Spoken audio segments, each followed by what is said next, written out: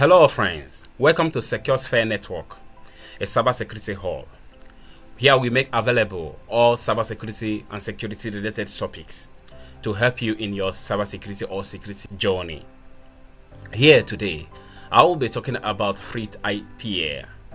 What is FreeIPA? FreeIPA is an open source identity policy audit made available by Red Hat. FreeIPA is an alternative to Windows Active Directory. Here, I'm going to be walking you through how to install FreeIPA in CentOS 8, CentOS version 8, and I'm going to be taking you step by step on how to install and configure FreeIPA. FreeIPA will be running on a virtual box, but I'm going to be using Vagrant to provision it dynamically. I'm going to be using VS Code for my editor, and I'm going to be running it on my command line. So I'm going to be walking you through how I will be provisioning it. In this particular class, I'm going to be running FreeIPA with other two client systems, which is going to be connecting to FreeIPA.